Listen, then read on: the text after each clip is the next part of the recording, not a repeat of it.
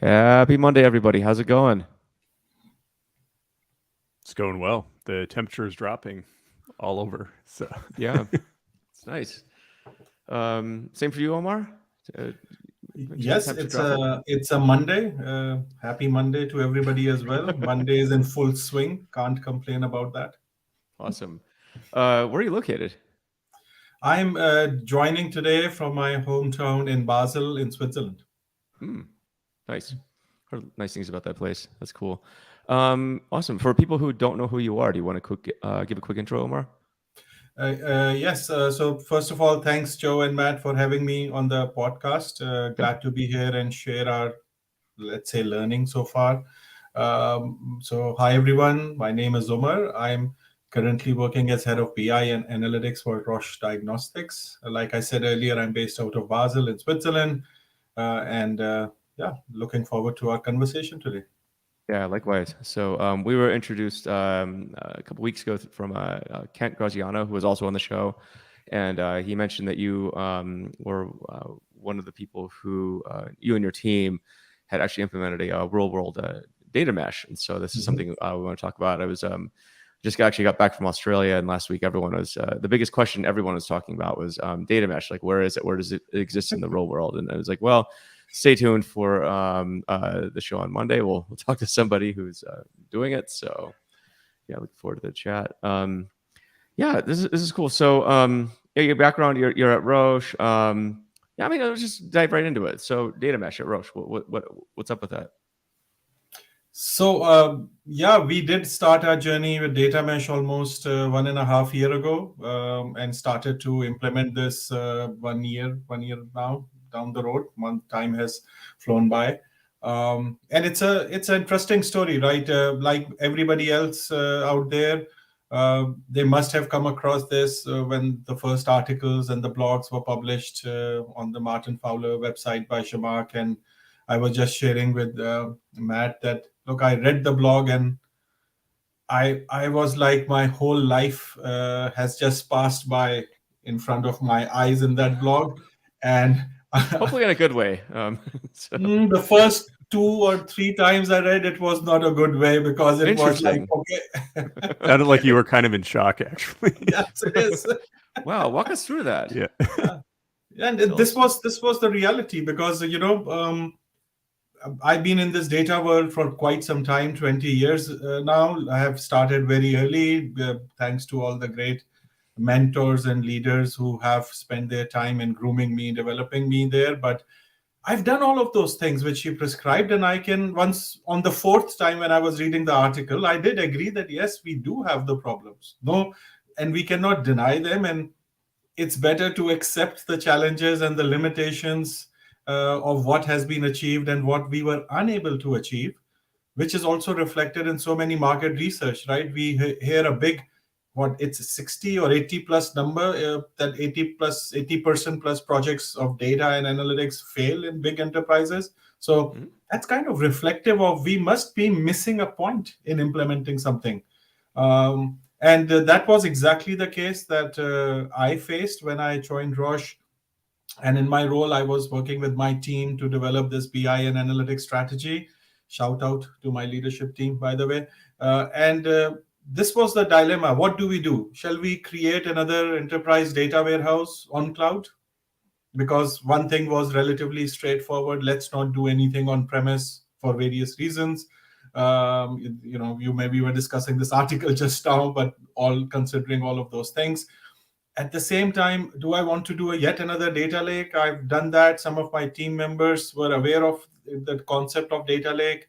Shall we do it on Hadoop and see what happens?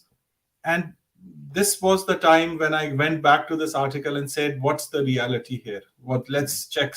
What can we do? What is this data mesh? Uh, do remember this is peak of pandemic. We didn't have any vaccinations, no medicine, nothing on site. So I took the advantage of everybody going digital. I reached out to Shamak. She was kind enough to reply and say, yes, let's have a conversation. Let's talk about this. So in the second blog was not out. The book wasn't out in any shape and form. The data mesh learning community was not there where you can ask the fellow people, learners, practitioners, how to do things, what to do things. And in the industry, it was technology after technology, and that's it, basically. Your book was not out, for instance, on Sorry. data engineering, right? So you were in the middle of writing that, I guess. It's another But pandemic project.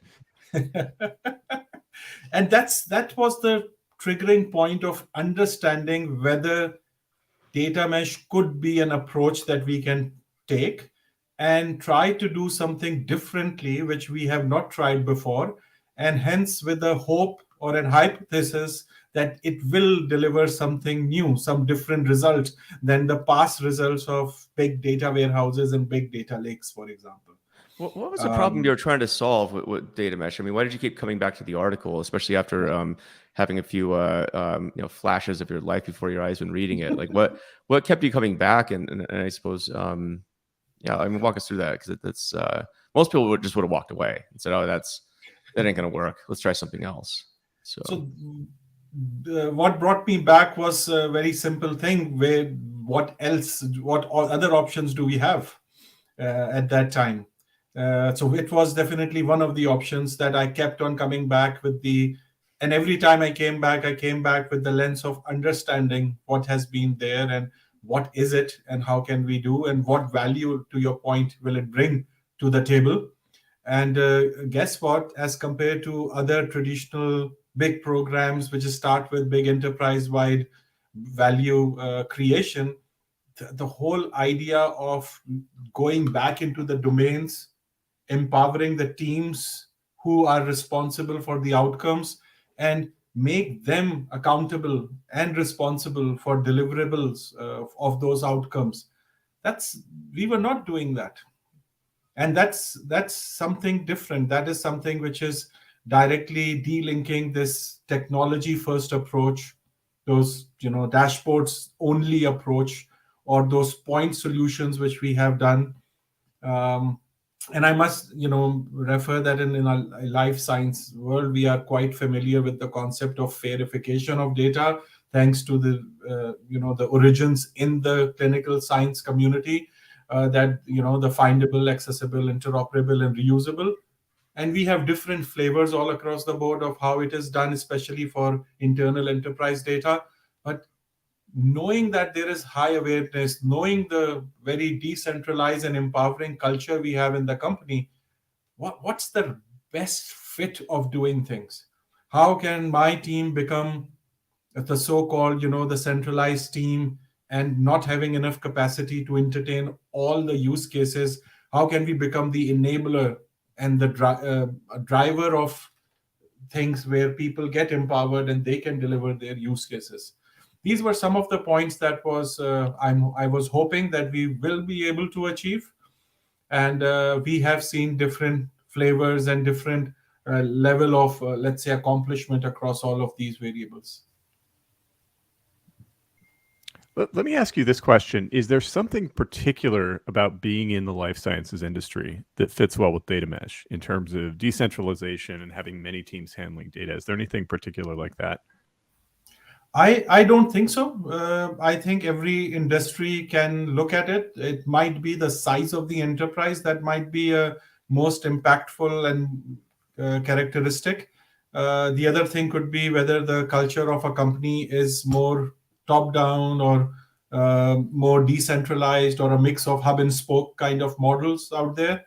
Those were the factors rather than just the industry definitions. Mm. That's interesting. And when it comes to decentralization and organizations, I guess how important is there a particular makeup of team structures, silos, that kind of stuff that either lends itself to data mesh or might work against it? So let's walk through some of the examples out there, right? In any company, they start to work with centralized team. Mine, we don't have time, or we do have time for the first use case. We start to work with them. Let's assume we do enterprise data warehouse. So it will take us approximately 6 months to agree on a time hierarchy, for example, and then we will start implementation and things like that. And by that time, the business have kind of lost what on earth we started with. What was the problem that we wanted to solve? in parallel, since we did not have capacity, the other teams will go and do something different. It can be in the shape of shadow IT. It can be in the shape of a duplication in terms of platforms, even. And guess what? That's not helping anybody. So, in terms of the team composition side, the idea that these product teams are going to sit in the domains responsible for their outcomes is very empowering and powerful. The mindset shift required is a big challenge. I would Anybody who's interested in implementing data mesh, please do not underestimate the organizational change management required. Training, mindset change. You need really people passionate about products, passionate about treating data as a product. That is absolute necessary in my point of view. And that will take them a long way, because this is the secret sauce missing in our traditional data activities that we have been doing, in my view. A person who's quite passionate about creating a dashboard will do an amazing job without any problem. His or her customers will be very happy as well. There will be no pipeline issues, there will be no problems, and that will work. The moment you try to scale it with 10 of such people, you may only be able to succeed only with 2 or 3 use cases, unless you put a real emphasis on training and finding the right people with the right mindset. Same concept apply over here.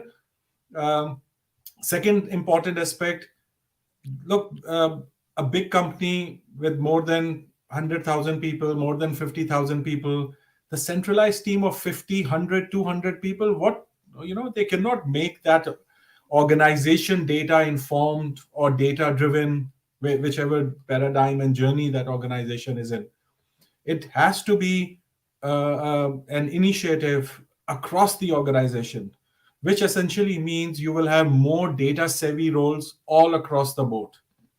And here, some of the end user self-service type of technologies is also quite a game changer in terms of empowering non-techie people with some easy to use tools, some low code, no code type of tools to do a lot of traditional jobs which were done only using programming, for example. Now, what kind of approach can we use to bring all of these people together instead of creating a divide between team A and team B, or business and IT, or internal and external, all of those combinations? Once you let go of all of these notions and you say, I am going to be part of this data product team who's responsible for certain outcomes. And yes, I come from X department and I come from Y company, but now I'm responsible for these outcomes. I own it end to end. Once that ownership is there, that's the biggest challenge that you have solved, and then you can try to scale afterwards, building upon these best practices and good mindset behaviors. Let me ask you this. Okay, so every data team, or basically anybody at a company, has, I would say, a finite amount of political capital to sell something internally.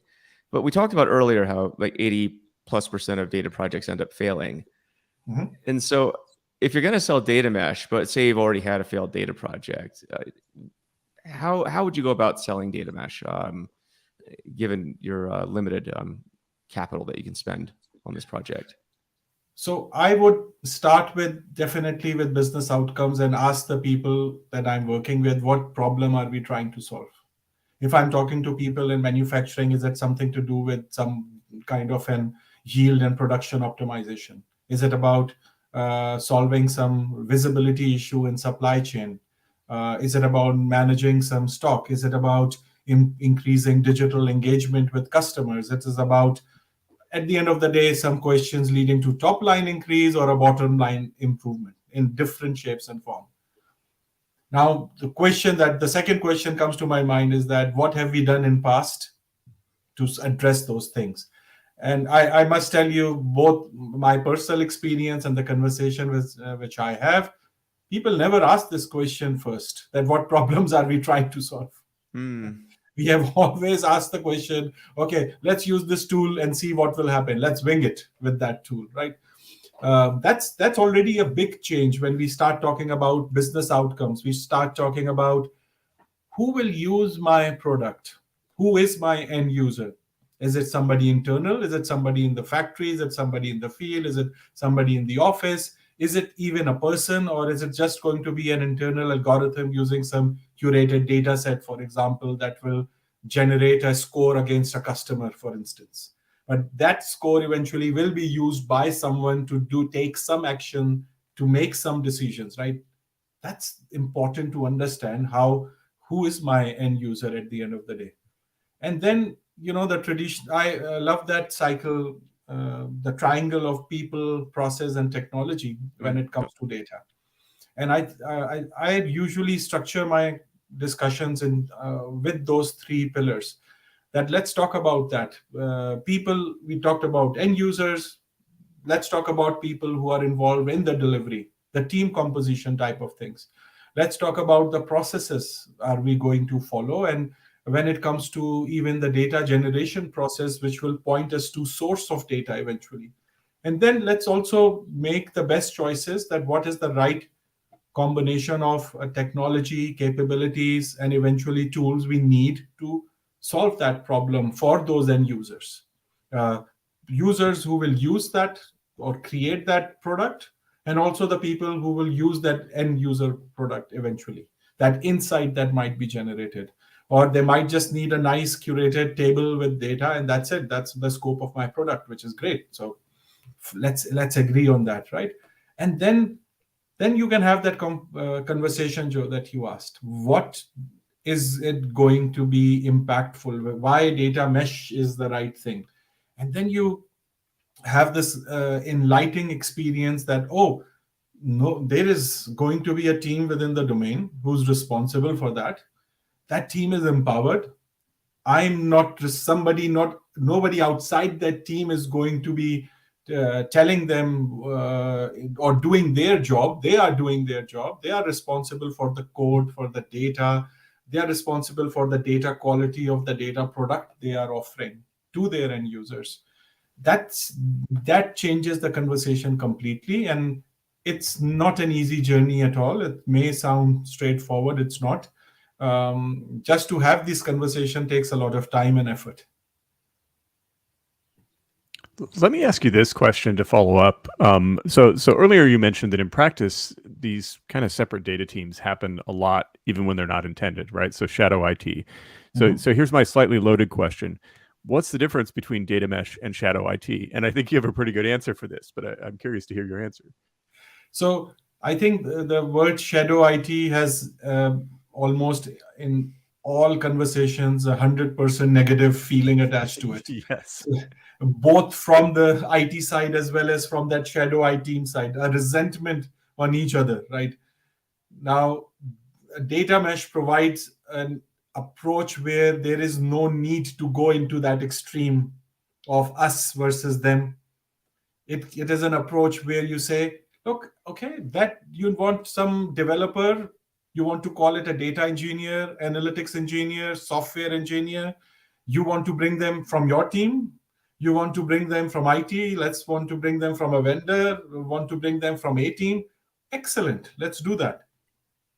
Let's not start creating a separate offline platform or a server under the table or on a virtual machine somewhere. That freedom, people, I think, in my opinion, they don't, or in my experience, people do not realize that to begin with, that, oh my God, am I really going to get that open space to work on that area that I'm responsible for? And the answer is yes, you will. And they realize it after the first MVP or first thin slice of deliverable, for example. And once they get that experience, once that get the taste of that blood, metaphorically speaking, that's it. That's what you need. They become your internal reference customer. They become the shining light that you needed to drive that initiative. Honestly, this also means they need to be transparent under that federated governance, computational governance principles. We still have a boundary, let's call it a ring fence, within which we are all operating. right? I came up with certain principles that I'm driving as part of that governance. Another organization might do it differently, right? So those people who are part of that governance, for example, they have full seat on the table, they have a voice, and they are deciding and agreeing. For example, how will we measure that data? What is a data product, for instance? Hmm. Can we differentiate between a data product and the slides that are renamed and become data product, for instance? So these are the discussions that are taking place on that forum, and then the different teams are part of that discussion. Some are enabling automation of how we can check them through fitness functions, for example, and some things are not automated in the first 3 to 6 months of implementation. And if you had amazing team, which I've been lucky to be part of, they will keep on delivering month after month, adding those features which different domain teams can immediately reuse. That that is the change, Matt, that differentiates from that shadow IT working in isolation, whereas things people discussing data sharing, dependencies on each other quite openly, because they know that they are responsible for the outcomes for their responsible areas, not somebody else anymore. But it takes time. It takes first two iterations to establish that level of trust, level of confidence within the teams.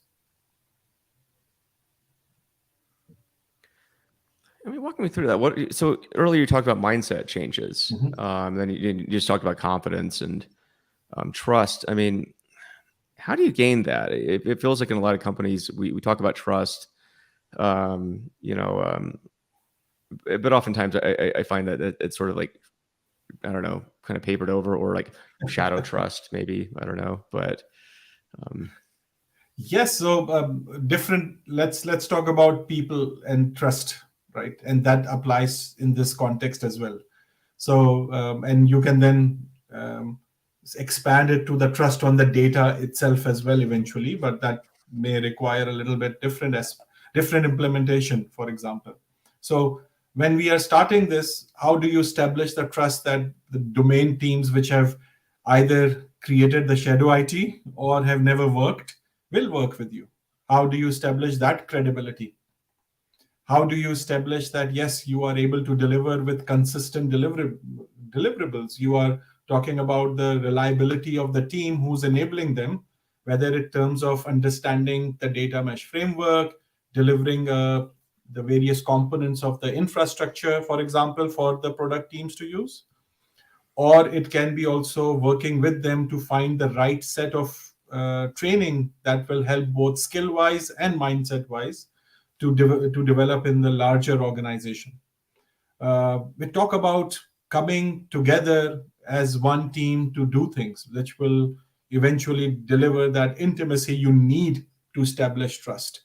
And lastly, we talk about, with proper roles and responsibility divided, there is no hidden motive between the teams.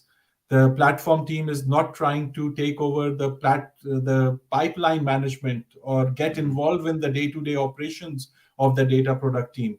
They are managing the platform as a product. They are establishing their credibility and reliability with the teams, and the data product teams and the domains, they are responsible for their pipelines, and they are trying to establish their trust with their end users. So in short, these four characteristics which are part of this trust equation model, which is nothing to do with data mesh, it is all about working with relationship with anybody, that also applies here. And hence, that's why I like about data mesh. In all those four things, I never talked about technology with you. right, we It's haven't all talked the about it at all. social contract, social things that are needed. People make things happen, right? Not the data itself is not jumping yet from one bucket to another bucket to another server. People copy and write the code to make that happen. So it's that the social part is touching the people part, and that's where the magic needs to happen. Now, I'll jump in here and say I think technology still matters. I mean, but you have to have these other components in place. And so let me ask you this: like, what is the importance of cloud deployments for data mesh for most organizations? How does that impact the rise of data mesh and its efficacy? So I'm fully with you, Matt. There, I have also even wrote on LinkedIn in some of the comments that yes, you should not start with the technology discussions, but it's important, absolute necessary to have that discussion. It's important to have the discussion with both data leaders, IT business leaders, absolutely necessary, but not the first. This is not the first point of discussion. And sometimes I ask them, okay, if technology doesn't matter, please go ahead and implement on a piece of paper, or can you do it on, on where are you going to do it? On Excel files, for example? Can you do that if technology doesn't matter? So those are, of course, extreme comments and completely useless, but they do help in killing that. In order to implement data mesh, we are really talking about getting out of the way of the domain teams, the product teams where things are happening. Now, if we are not doing that on the cloud, in order to get out of the people way, you need to give them some kind of infrastructure, some kind of capabilities to build their data product, which will be different from one domain to another domain, possibly because of the use case, because of the data, because of the nature of the data, the frequency at which it comes, the how they want to consume it, and who's going to consume it, can drive all the different flavors and the nature of technologies needed. Now, if you do this on, let's say, on-premise thing, it is impossible to scale like any other initiative.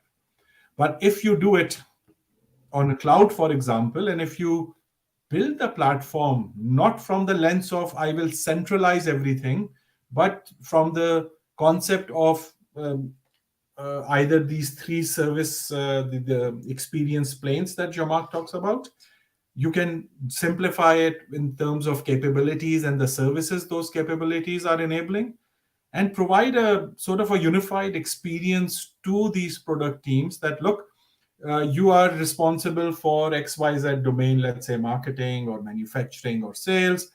You will have a team which will include some kind of developers, tester, UX guys, all different roles.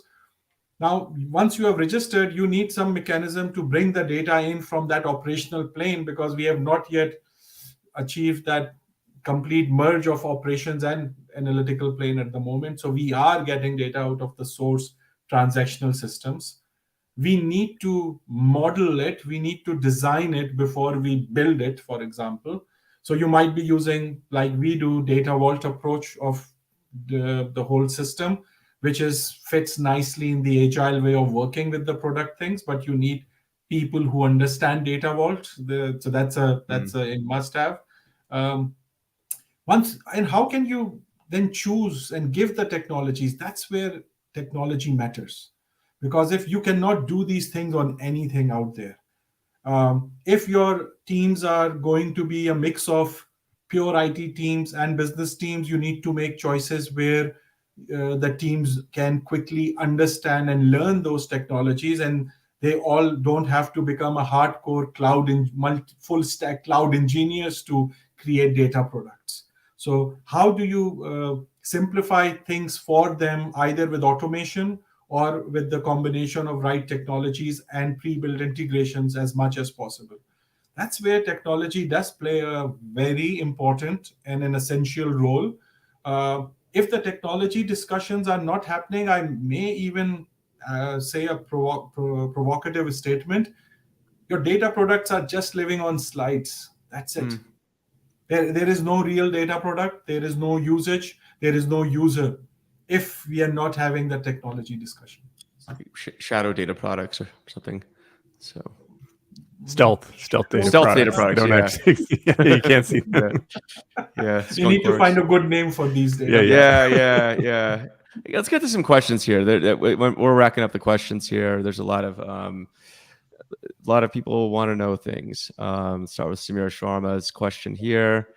Samir asks, how did Omar deal with the wonderful world of data governance? He follows up and he says, I know how much he loves data governance. And so, Yes, how did you yes. deal with the wonderful world of data governance? Samir reminds me of our coffee conversation we had 2 weeks ago. It was great to meet you, Samir, by the way, after a very long time. Look, data governance, and this is I'm thinking about how to manage this, because this is this is the reality. Governance is not used in a good context ever. And No, the word scares people. absolutely, it scares me. If it's a data governance meeting, I would like to avoid that meeting, for Yeah. example, right? So, how we, if you double click on it and try to understand what's happening, of course we need to do those things, no doubt about it. But are we doing that to create bottlenecks, or are we doing that to make sure that there is more empowerment, and not at the expense of data and process and bottlenecks, but with the intention of how can we govern people, how can we govern processes to unlock that the value from the data? How can we use our governance processes to enable data sharing? How can I implement many of those agreed governance principles through automation? That's the discussion that we should be having. I was saying earlier, data is not being ungoverned by itself. It's not alive yet, at least. Uh, People make it possible. People are the ones who either not entering the correct data in the source system, or if I go further back, it is the people who might have built a system which do not have any data entry control, for example. So take the simple example, somebody like me might have programmed, and instead of having a country drop down, left it an open text field. Why bother? Once eventually that data is used in some use case as a field in which I want to analyze something by geography, that poor data scientist is going to spend all its life trying to understand how do I combine this together. Why? Because somebody didn't thought through in the first design in the source system, for instance. It was not data itself magically appearing in that field. It was people who designed the system incorrectly or inappropriately, or people who didn't enter things incorrectly. So how do you govern those things? That to me is far more important than just data governance overall. Yeah, I think there's like the spirit of data governance, and there's a letter of data governance. I was talking about this the other day with some people in Australia, and it feels like it's a lot like security. There's a checkbox data governance that you want to go through just to say you're doing it, and then there's actually like doing it for real, where it becomes sort of the fabric of just how you do things. And I think we can all agree the latter is probably the preferred way. Speaking of Samir Sharma, I'll be doing a live show, it looks like, in London with him in 2 weeks. So Nice. check out the Monday Morning Data Chat live from London there. And on a related note, we have a question from Daniel Menino. He asks, what is the role of master data in such a decentralized world? Oh, I was just discussing this last week in an internal meeting, and I was in fact giving a reference to one of the talks that happened on this subject in Big Data London conference. It's a very nice presentation by Danilo Sato from ThoughtWorks, who really talks about what is master data, what are the different practices around it, and how data mesh can be applied. I highly encourage people, even you, Daniel, to look at that, and we can discuss in our meetings in a few weeks. But that really, let me put it this way. If your organization is all about centralization, your master data management programs will also be centralized. Now, but if the company is decentralized in nature, different aspects of product master or customer master are managed by different teams, and it's a huge enterprise. Centralized approaches will be quite rate limiting in terms of truly managing the master data. Now, data mesh approach and the product thinking, most importantly, on master data can be one of the ways that you can apply and manage master data in the data mesh principle. in the data mesh concept, for example. So you might have different aspects of data of, let's say, product master managed by 4 or 5 different departments, and yet those can work quite independently with each other. And you can have that concept of what we call aggregated or consumer oriented view of that, the layer of product master on top of those decentralized source oriented data products of product master to manage or implement the master data management there. These are the things that, of course, run all across the domains, like product and customers are used quite commonly across various domains. And that can be a great use case of data sharing in terms of reusability of the data, where it is managed by the respective teams who are responsible for their respective part of the data for that big master data record that we need to have in the company. I mean, I'm maybe butchering a lot of nice concept that Danilo talked about, but I do encourage people to go through that presentation. I think he might have a video even out now. Cool. Awesome. See. Chris Tab. Yes. How important is data modeling when following data mesh approach? Yeah, I mean, of course, it's important. I think it's necessary. In short, it's not necessary in the concept of data mesh. If anybody is working in the world of data, you are implementing even a data warehouse or a data lake eventually, even you will need to talk and think about how you are going to structure and model the data. Not just the data architecture piece of it, but eventually how the data is modeled and reused. I would say it is even more important than a very siloed or very point solution approach in past, because now the product teams needs to go out and think, I will need to model this data not just for this one use case, but for many other possible use case in future. So what kind of architecture and design principles I can use in before I write even the first line of code? And that's why it's necessary to do it. I think it was one of the colleagues who wrote a very nice blog a few weeks ago. They were comparing this analogy with building a house or any kind of construction. You just don't directly give brick and mortar to people, go and build the house.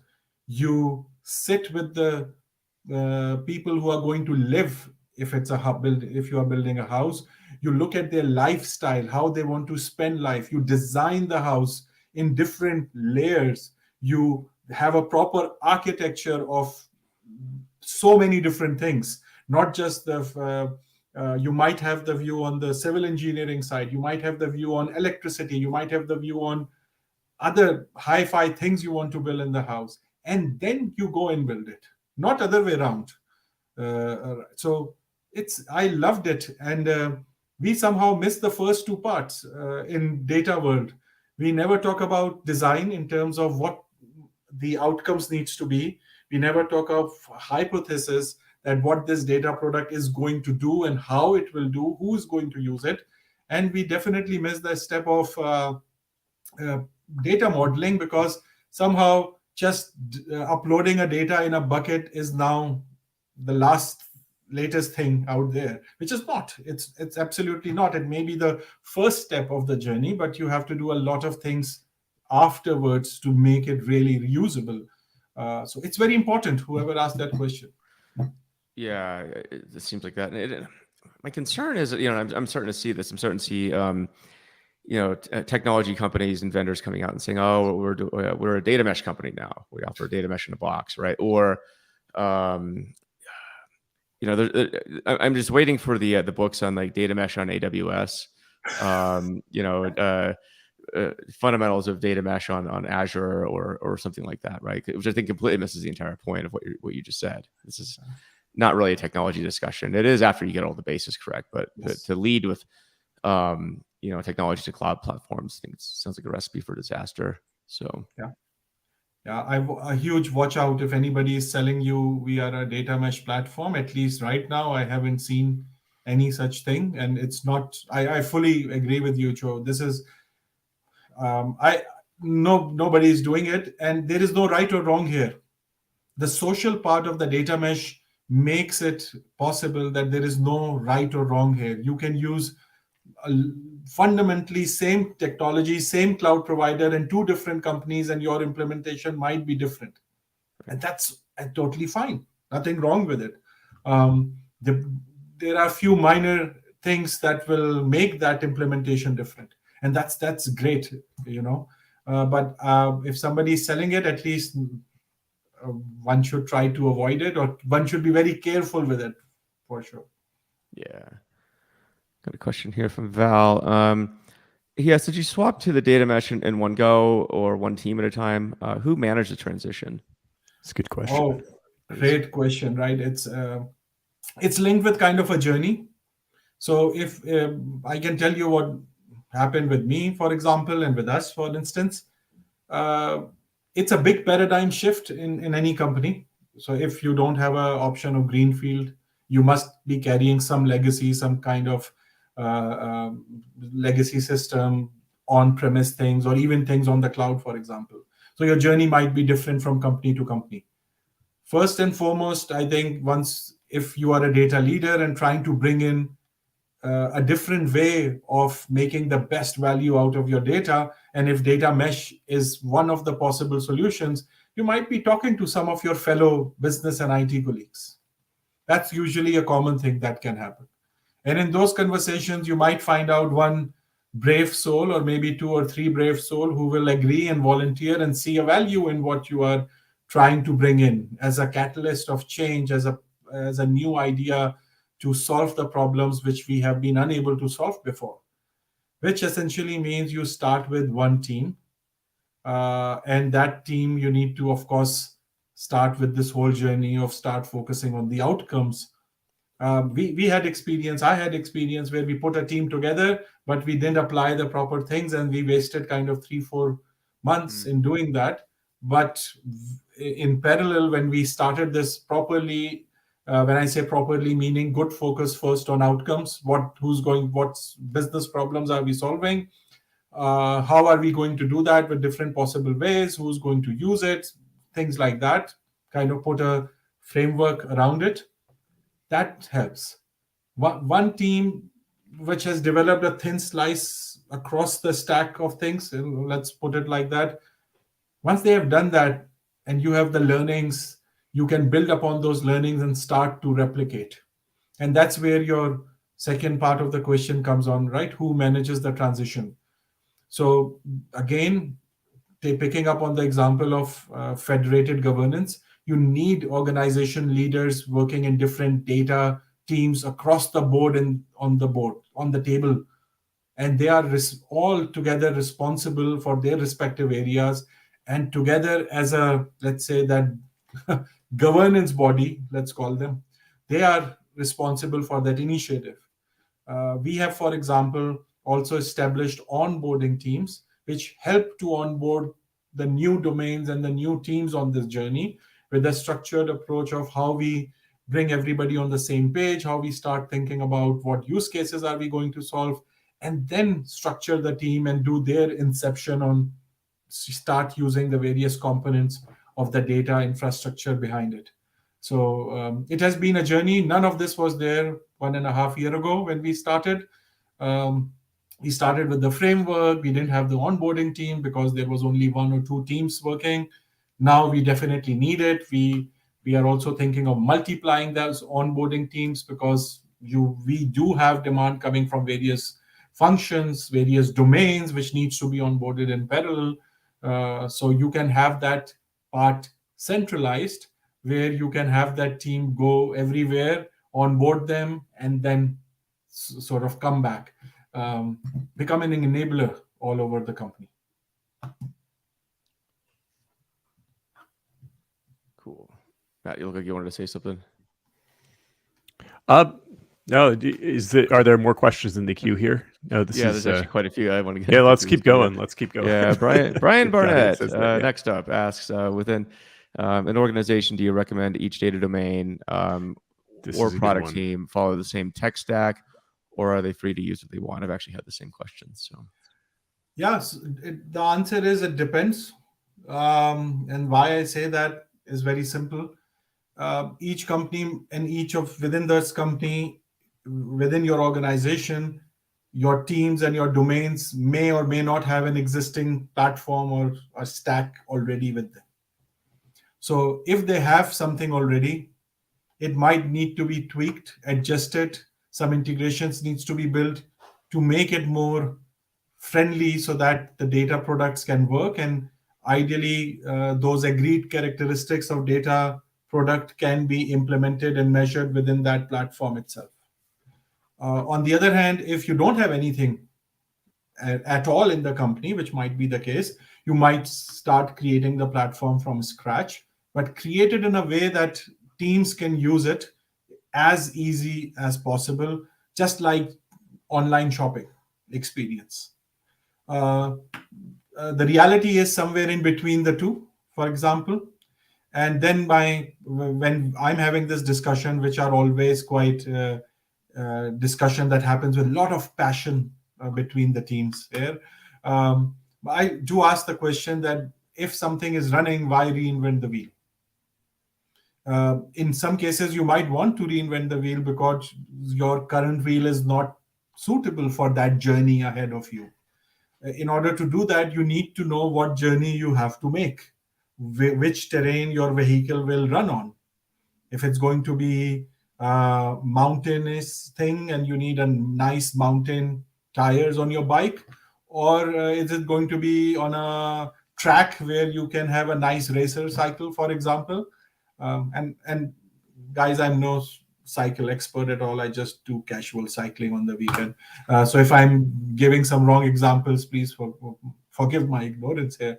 But it's essentially, it means you need to know what capabilities are you measuring those stack against.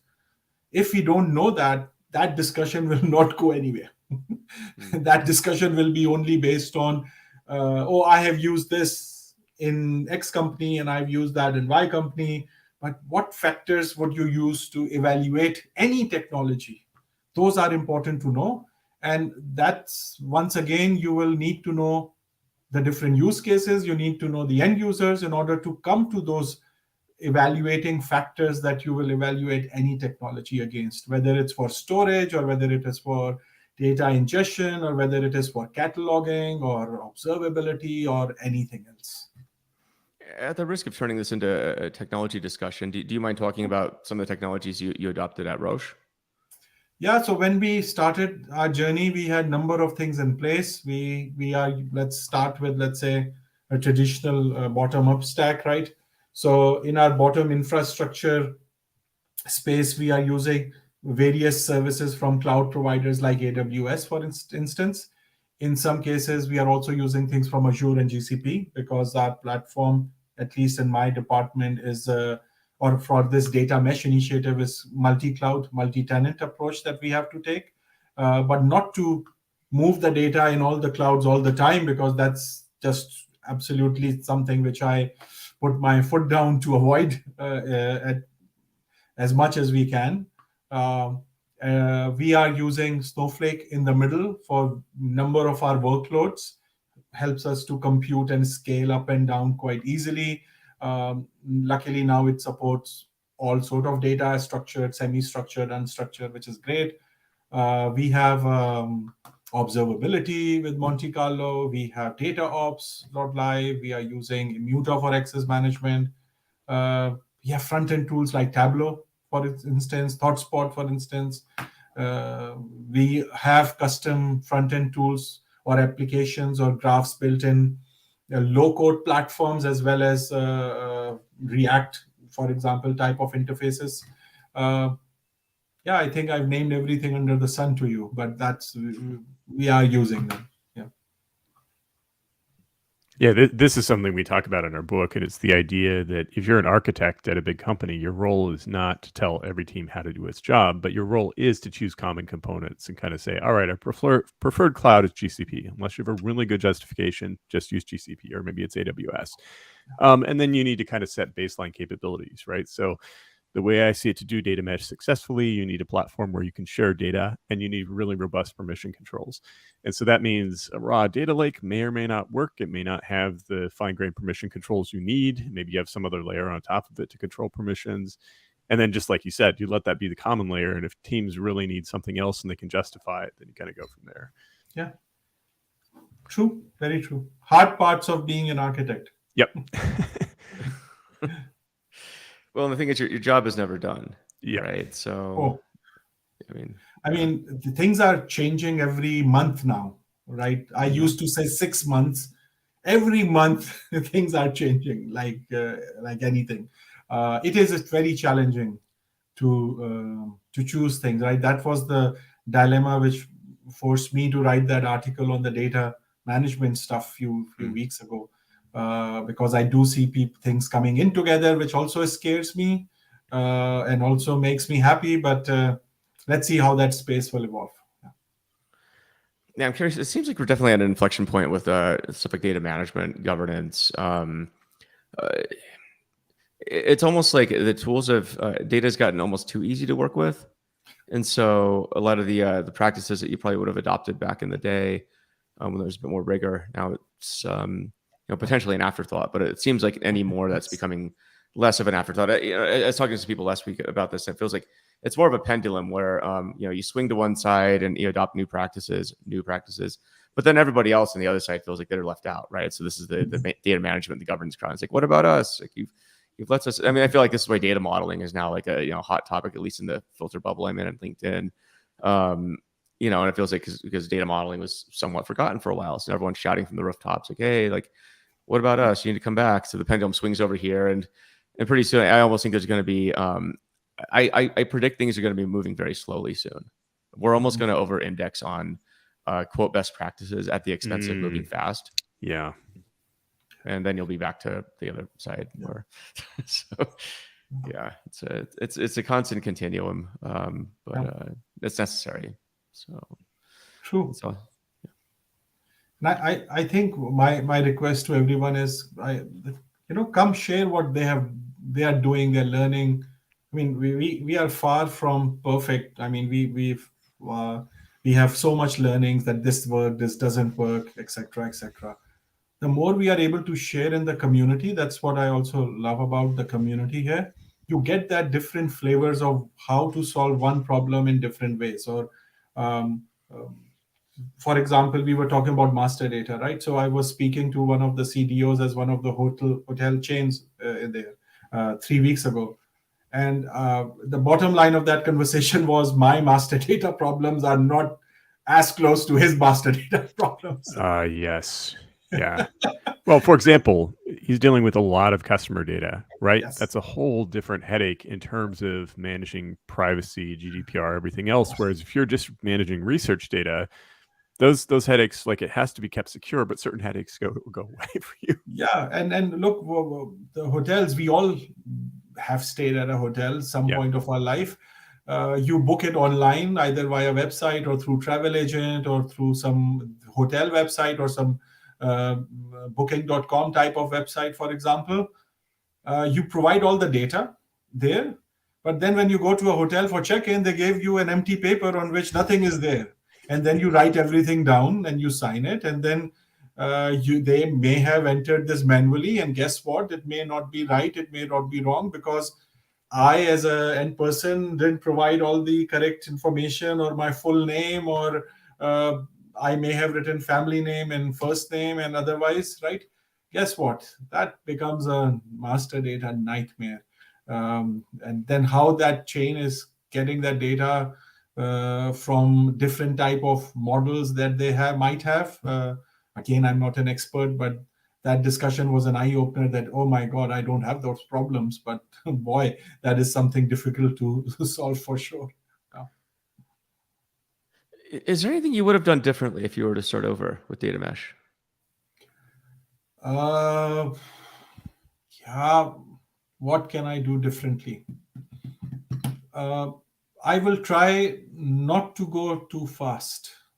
This may Hmm. surprise everybody because I usually all about action, right? Or if I want to go fast, I want to really multiply in terms of teams and then go fast. Hmm. That's very different from just uh, having the same team and going fast in multiple domains, for example. um, I would have given even far more emphasis on change management than we did so far. I would have definitely done that. Uh, yeah, at least that's the top two things that come to my mind. That's really interesting. I think it's good that you say that. It's good advice because I feel like it feels like all of a sudden data mesh just like kind of suck the oxygen out of the room for any other discussion in data. Like I said, in Australia, it was literally the only thing people were talking about was data mesh. But it was one of these things where I felt like everyone had talked about it, but I wasn't clear if anyone had actually tried it or done it. And so it was, it's sort of like in mountaineering. There's like a new cool like mountain that everyone wants to get the first ascent on or something, and it's like you're gonna get a gun for it, and yeah, you might die trying as well. But it seems like this very much feels the same, where it's this ideal where everyone wants to try and get to it. But I think your words of maybe going more thoroughly and slowly is Yeah, and definitely interesting. for a thing like data mesh, it is even more difficult to do that because there is no fixed template for it. Mm-hmm. Yep. You're not installing a word editor to make your organization use any standard word editing tool, for example. It's not like that. Right. There can be different ways of implementing it. Now, what are those things depends on your organization, the problems you are solving. um, it may not be suitable for you to begin with. So don't feel left out if your organization is not ready for it, or may be ready and they're making a conscious decision not to do it. That's okay.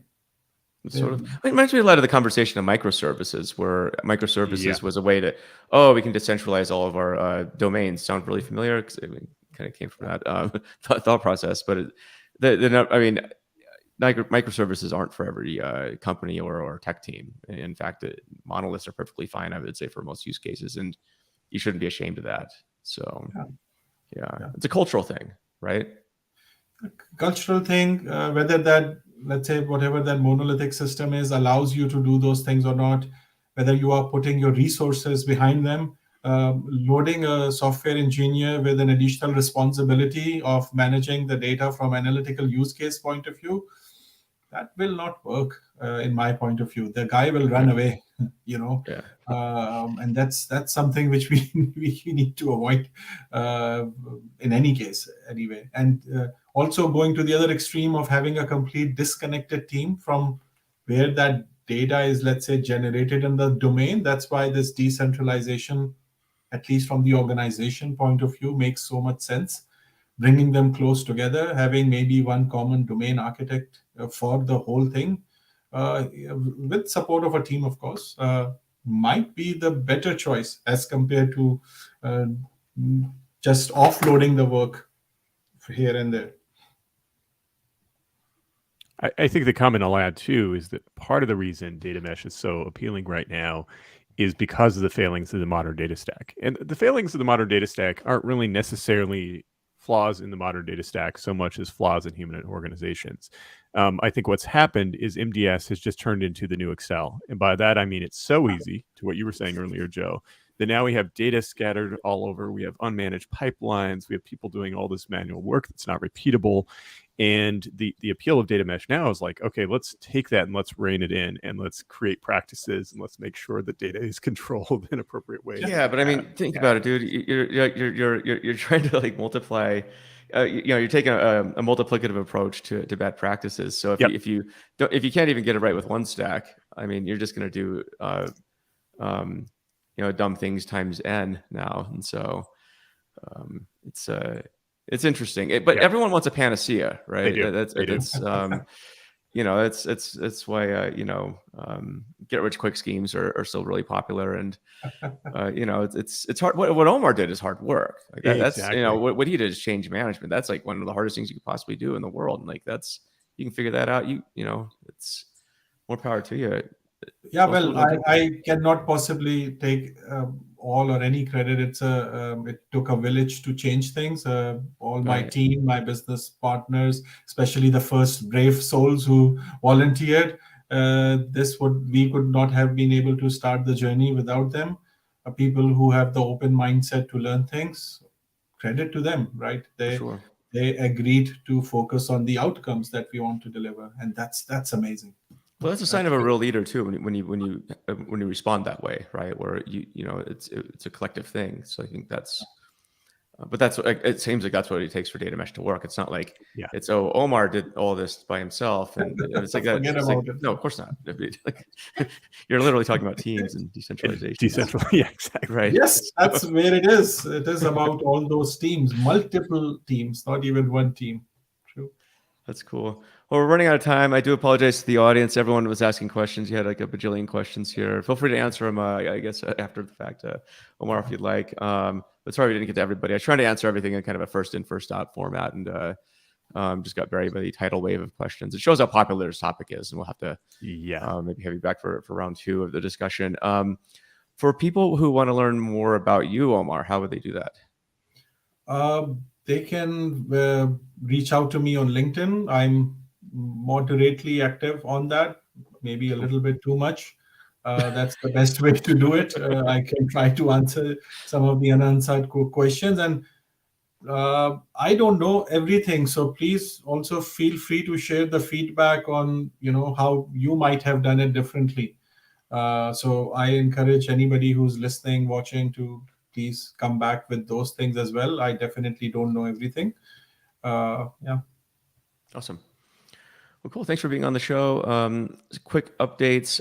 This Friday, we're actually doing a live stream with Vijay Yadav. He's from actually Merck, one of the another life sciences company. So I don't know if it's Life Sciences Week, but here we are.